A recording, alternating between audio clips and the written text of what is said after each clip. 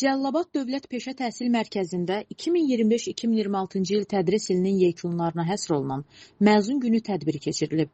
Tədbirdə rəsmi qonaqlar, rayon ictimaiyyətinin nümayəndələri, pedaqoji kollektiv, valideynlər və məzunlar iştirak ediblər.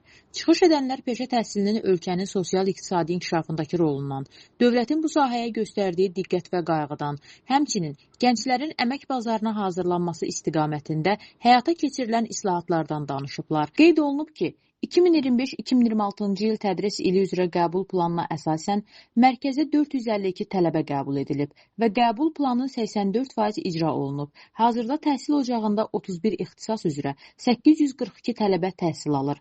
Cari tədris ilində isə 389 tələbə məzun olaraq əmək bazarına və ali təhsil pilləsinə növbəti addımlarını atmağa hazırdır. Tədbir iştirakçıları üçün bayram ab-havası yaradılıb. Sonda təhsil və ictimai fəaliyyətlərində fərqlənən məzunlara diplom və təşəkkürnamələr təqdim edilib.